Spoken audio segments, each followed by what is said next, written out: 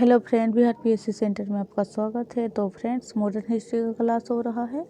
आप किसी भी एग्ज़ाम की तैयारी कर रहे हो सभी के लिए है, चाहे बीपीएससी हो, बीएसएससी हो, एसएससी हो, एमसीएस, एमटीएस हो, बिहार एसआई हो और बिहार शिक्षक भर्ती, तो सभी के लिए है फ्रेंड्स, क्योंकि मॉडर्न हिस्ट्री सभी में आता है।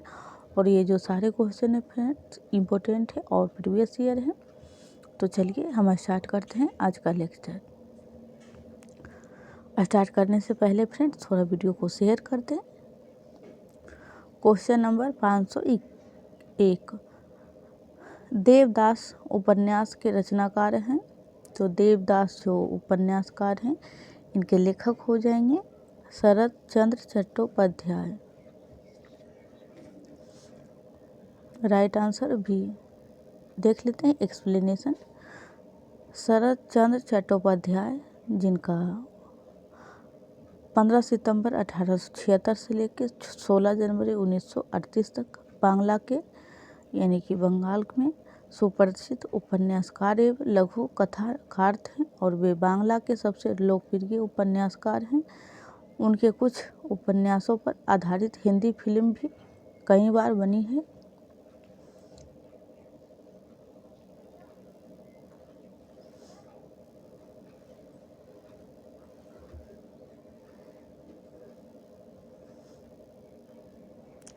Question number 2, question number 502 friends, उपन्यास दुर्गेश नंदिनी के लेखक हैं। तो उपन्यास जो हैं दुर्गेश नंदिनी, इनके जो लेखक हो जाएंगे वो हो जाएंगे बंकिम चंद्र चट्टोपाध्याय। बंकिम चंद्र चटर्जी है फ्रेंड्स। चलते हैं नेक्स्ट।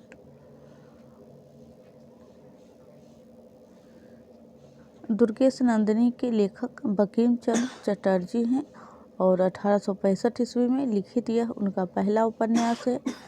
इसके अतिरिक्त उन्होंने आनंद मठ, राज सिंह, विप्रपिच्छ जैसे उपन्यास लिखकर बांग्ला साहित्य को नई दिशा दी है। क्वेश्चन नंबर 503, निम्नलिखित में से कौन सा युग्म सही सुमेलित नहीं है, लेखक और उनके भाषा। तो जो सुमेलित नहीं है उनका आपको चयन करना है। तो देख लेते हैं कौन सही है और कौन गलत है। तो इसमें ए जो है यही सुमेलित नहीं है। राजा राव जो हैं वो तेलुगु के नहीं हैं और बाकी तीनों सुमेलित है। सुब्रमण्यम भारती तमिल, गोविंद रेवकम देश पांडे मराठी और तारा शंकर जोशी गुजराती। यहाँ भी वही बातें होगा फ्रेंड्स। तो हम चलते हैं आगे। क्वेश्चन नंबर 504, निम्नलिखित में से कौन सा एक जनरल अबुल कलाम आज़ाद द्वारा प्रकाशित है। तो ये आप देख सकते हैं फ्रेंड्स, 67वीं बीपीएससी में पूछा हुआ क्वेश्चन है और इसका जो राइट आंसर होगा अल हिलाल। बहुत ही अच्छी किताब है क्योंकि एग्जाम में बार बार पूछा जाता है अबुल कलाम आज़ाद से। तो साल 1912 में अबुल कलाम आज़ाद ने अल हिलाल नाम की एक पत्रिका निकालनी शुरू की। यह पत्रिका अपने क्रांतिकारी लेखों की वजह से काफ़ी चर्चाओं में रही और ब्रिटिश सरकार ने 2 साल के भीतर ही इस पत्रिका की सुरक्षा राशि जब्त कर दी और भारी जुर्माना लगाकर उसे बंद करवा दिया गया। क्वेश्चन नंबर 505, भारत का प्रथम गवर्नर जनरल व वायसराय था। भारत का प्रथम गवर्नर जनरल और वायसराय, तो इसका राइट आंसर हो जाएगा लॉर्ड कैनिंग। और फ्रेंड्स, अगर आप चैनल पे पहली बार आए हैं तो प्लीज़ चैनल को ज़रूर सब्सक्राइब कर लें। वीडियो अच्छा लगे तो लाइक ज़रूर करिएगा और कमेंट करके हमें बताइएगा कि आपको क्लास कैसी लगी है। चलते हैं नेक्स्ट। 1857 के विद्रोह के बाद अगस्त 1858 को ब्रिटिश संसद ने एक अधिनियम पारित किया जिसके द्वारा कंपनी के शासन को समाप्त कर दिया गया और भारत में ब्रिटिश सरकार का नियंत्रण ब्रिटिश क्राउन को हस्तांतरित किया गया और लॉर्ड कैनिंग को भारत का पहला वायसराय बनाया गया।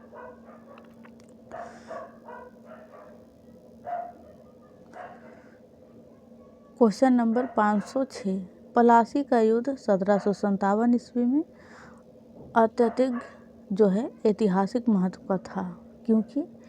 क्योंकि इसलिए महत्वपूर्ण था ये युद्ध, अंग्रेज जो थे वो इसी युद्ध के बाद से भारत पे अपना प्रभुत्व जमाने लगे और इसने बंगाल में भी पहली बार इसी के द्वारा, तो इसका राइट आंसर बी हो जाएगा। इसने बंगाल में ब्रिटिश वर्चस्व के लिए मार्ग प्रशस्त किया और उसके बाद संपूर्ण भारत पर ब्रिटिश नियंत्रण के लिए रास्ता खोल गया। यही जो था भी युद्ध इसी के माध्यम से। पलासी का पहला युद्ध 23 जून 1757 में हुआ और मुर्शिदाबाद के दक्षिण में 22 मील दूर नदिया जिले के गंगा नदी के किनारे पलासी नामक स्थान में हुआ था और कंपनी की सेना ने रॉबर्ट क्लाइव के नेतृत्व में नवाब सिराजुद्दौला को हरा दिया। यानी कि भारत की तरफ से जो थे वो सिराजुद्दौला थे और अंग्रेज की तरफ से रॉबर्ट क्लाइव। और एक बात फ्रेंड्स, थोड़ा सा एक्सप्लेनेशन बच गया है। बक्सर के युद्ध में एक और मुग़ल सम्राट शाह आलम द्वितीय, अवध के नवाब शुजा-उद-दौला। आप यहाँ पे डिफरेंस देखें फ्रेंड्स, ये जो 1757 में हुआ था पलासी का युद्ध, मैं यहाँ पे अंडरलाइन लगा देती हूँ। एक मिनट फ्रेंड्स, एक मिनट आप रुकिए। अब बताते हैं। जो पलासी का युद्ध हुआ था उसमें शुजा-उद-दौला थे और जो बक्सर का युद्ध हुआ उसमें, तो दोनों नाम में आप अंतर कर ले, सिराजुद्दौला और शुजा-उद-दौला। तो शुजा-उद-दौला जो थे वो बक्सर के युद्ध में थे और सिराजुद्दौला जो थे वो पलासी के युद्ध में थे। चलते हैं नेक्स्ट। और जो बक्सर के युद्ध हुआ था फ्रेंड्स उसमें 3 त्रिगुट सेना थी, मुग़ल सम्राट शाह आलम द्वितीय, अवध के नवाब शुजा-उद-दौला और मीर कासिम जो कि नवाब थे, और दूसरी ओर से अंग्रेज की सेना का जो नेतृत्व कर रहा था वो था मुनरो। चलते हैं नेक्स्ट पे। तो ये दोनों में डिफरेंस आप याद रखिएगा, पहले में सिराजुद्दौला और दूसरे में ये जो बक्सर का युद्ध हुआ 1964 में हुआ शायद।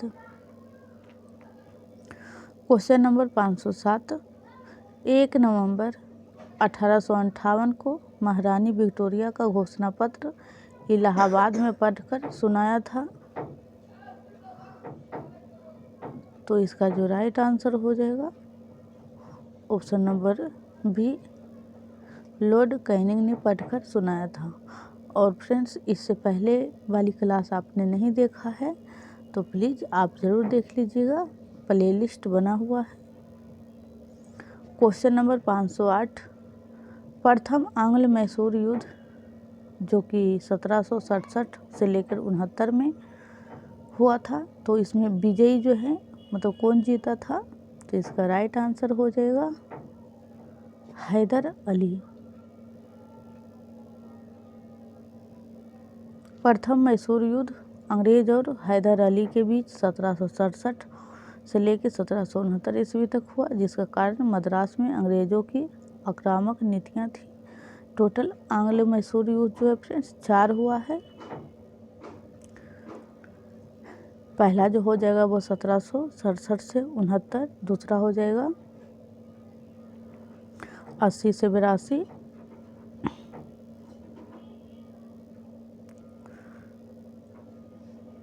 क्वेश्चन नंबर 509, भारत में उपनिवेशी शासन के संदर्भ में 1883 ईस्वी में पारित इल्बर्ट बिल जो है इसका उद्देश्य क्या था।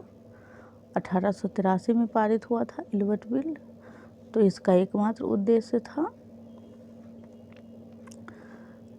जहाँ तक अदालतों की डांडी अधिकारियों का संबंध था, भारतीय तथा यूरोपीय को लोगों को बराबर जो है फ्रेंड्स बराबरी का पर रोकना था। इन्हीं दोनों को समान अधिकार नहीं दिए गए थे। चलते हैं नेक्स्ट।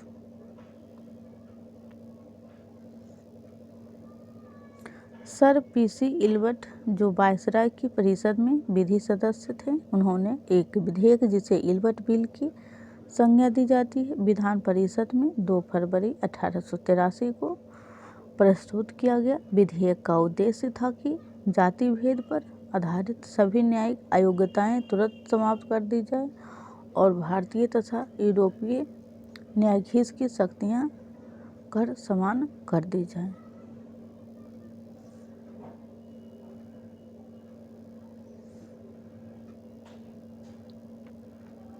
क्वेश्चन नंबर 510, किसी समय महात्मा गांधी के सहयोगी रह चुके पर उनसे अलग होकर एक आमूल परिवर्तनवादी आंदोलन जिसका नाम आत्मसम्मान आंदोलन था, चलाने वाले कौन थे। तो ई.बी. रामास्वामी नायकर, जो कि अलग होकर के आत्मसम्मान आंदोलन चलाए थे। इसका एक्सप्लेनेशन देख लेते हैं फ्रेंड्स। किसी समय ये सेम ही बात है फ्रेंड्स, तो हम चलते हैं नेक्स्ट क्वेश्चन पे। क्वेश्चन नंबर 511, शारदा मणि कौन थी। तो शारदा मणि जो थी फ्रेंड्स वो रामकृष्ण परमहंस की पत्नी थी शारदा मणि।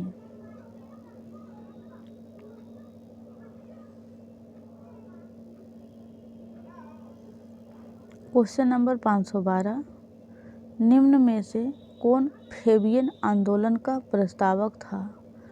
फेबियन आंदोलन का प्रस्तावक था, तो इसका राइट आंसर एनी बेसेंट हो जाएंगे, यही थे फेबियन आंदोलन के प्रस्तावक।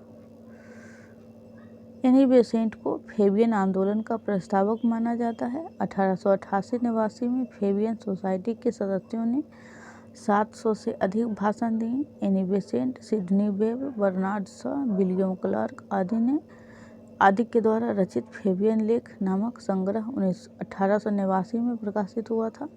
इन्हीं सब के सहयोग के परिणाम स्वरूप 1884 ईस्वी में फेबियन सोसाइटी की स्थापना हुई थी। तो सोसाइटी की स्थापना कब हुई थी, तो 1884 में। और फ्रेंड्स इस चैनल पे जो है हर एक विषय चैप्टर वाइज क्लास होता है, तो आप ज़रूर देखें। और सारे जो को क्लास होता है वो कम्प्लीटली होता है फ्रेंड्स। किसी भी क्लास को या फिर किसी भी चैप्टर को आधा अधूरा नहीं छोड़ा जाता है, थोड़ा देर होता है लेकिन कंप्लीट करवा दिया जाता है। तो आप इस चैनल से अपनी तैयारी कर सकते हैं। चलते हैं नेक्स्ट क्वेश्चन नंबर 513, और बिहार स्पेशल से संबंधित भी फ्रेंड्स 40 को क्लास हो चुका है, तो आप उसे देख लीजिएगा। मुंडाओं ने विद्रोह खड़ा किया। तो मुंडाओं ने जो विद्रोह खड़ा किया था वो 1895 में 1895 में शुरू हुए इस विद्रोह ने अंग्रेज़ों को बिरसा के पीछे लगा दिया। गिरफ्तारी और रिहाई का दौर चला, लेकिन एक बार बिरसा जेल से छूटे फिर रुकने का नाम नहीं लिया और 28 जून 1898 को सामाजिक बराबरी के लिए ये क्या है फ्रेंड्स, चूटियों के मंदिर का अभियान शुरू किया। क्वेश्चन नंबर 514, अक्टूबर 1920 में भारतीय कम्युनिस्ट पार्टी की स्थापना के लिए ताशकंद में एकत्र हुए भारतीयों के समूह के मुखिया थे।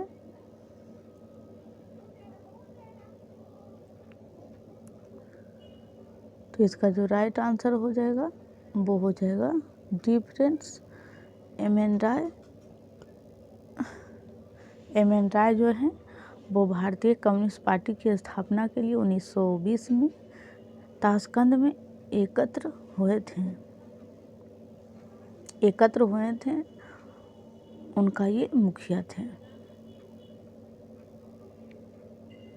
ये वही बात है फ्रेंड्स, वैसे देख लेते हैं। सोवियत रूस और उसकी क्रांतिकारी प्रतिबद्धता से आकर्षित होकर भारतीय क्रांतिकारियों की काफ़ी बड़ी संख्या जो प्रवास में थे वहाँ पहुँची।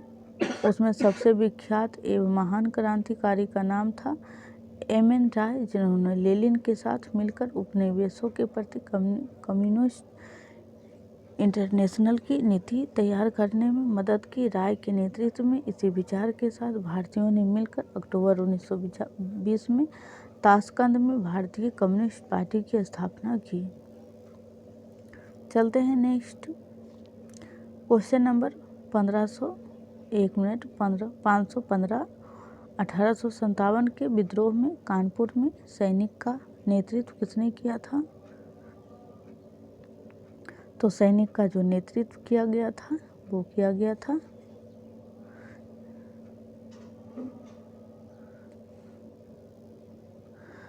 तात्या टोपे के द्वारा। चलते हैं नेक्स्ट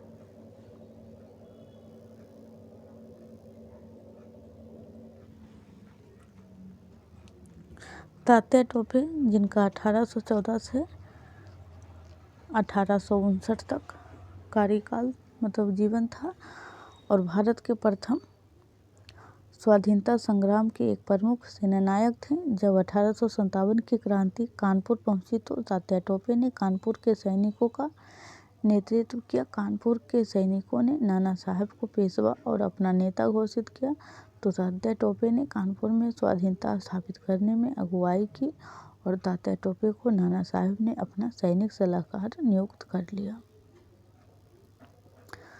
क्वेश्चन नंबर 516, निम्न में से कौन सा एक क्षेत्र 1857 के विद्रोह से प्रभावित नहीं हुआ?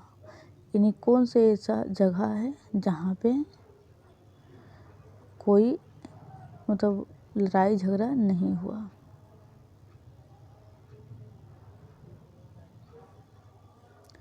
तो इसका जो राइट आंसर हो जाएगा वो हो जाएगा चित्तौड़। चित्तौड़ 1857 की क्रांति से प्रभावित नहीं था, जबकि झांसी, जगदीशपुर और लखनऊ क्रांति के केंद्र रहे। झांसी के विद्रोह की कमान रानी लक्ष्मीबाई के पास थी, जगदीशपुर की कमान जो है कुंवर सिंह के पास थी। और ये जगदीशपुर कहाँ है? तो अपना बिहार में है फ्रेंड्स। और लखनऊ में बेगम हजरत महल और मौलवी अहमदुल्ला ने अंग्रेजों का प्रतिरोध किया।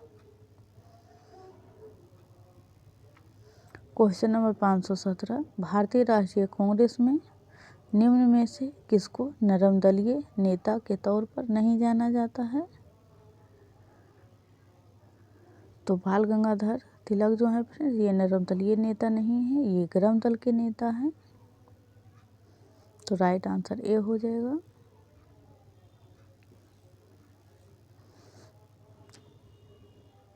बाल गंगाधर तिलक जन्म से श्री केशव गंगाधर तिलक एक भारतीय राष्ट्रवादी शिक्षक, समाज सुधारक, वकील और एक स्वतंत्रता सेनानी थे।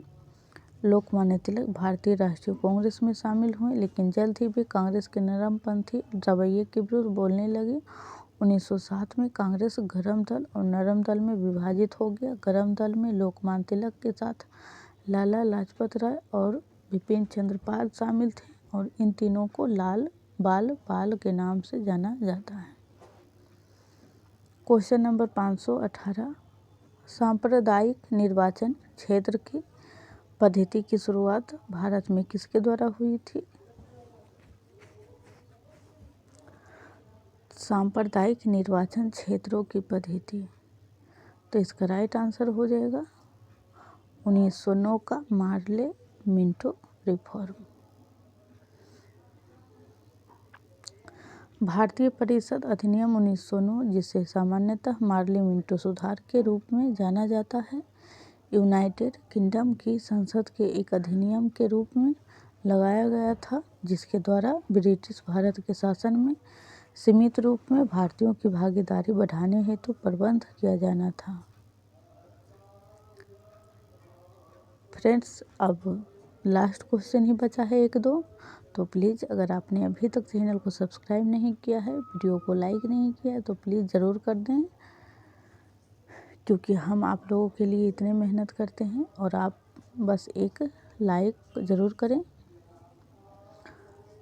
क्वेश्चन नंबर 519, 1906 में मिंटो से शिमला में मिले मुसलमानों के शिष्टमंडल ने प्रार्थना की।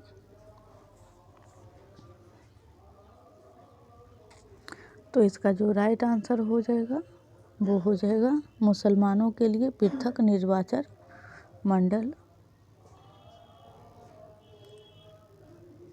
1906 में किया था फ्रेंड्स, और 1909 में कर भी दिया, दे भी दिया। मतलब 1 अक्टूबर 1906 को आगा खां के नेतृत्व में मुसलमानों का एक शिष्टमंडल ने प्रांतीय, केंद्रीय व स्थानीय निकायों में निर्वाचन हेतु मुसलमानों के लिए विशिष्ट स्थिति की मांग की। इस मांग के जवाब में मिंटो ने मुसलमानों को आश्वासन देते हुए कहा कि उनके राजनीतिक अधिकार और हितों की भारत में रक्षा की जाएगी।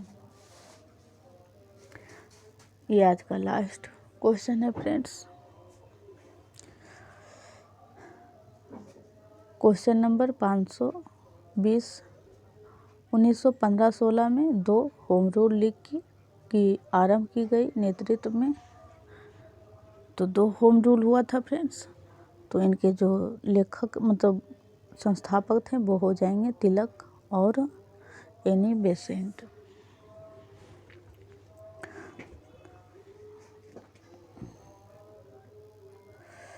एनी बेसेंट ने पहले भारतीय राष्ट्रीय कांग्रेस के माध्यम से होम रूल लीग चलाने का प्रस्ताव किया, और बाल गंगाधर तिलक जो हैं अप्रैल 1916 में बेलगांव के सम्मेलन में होम रूल लीग के गठन की घोषणा की, और टी.एस. ओलकॉट होम रूल के स्थापना से संबंधित नहीं थे।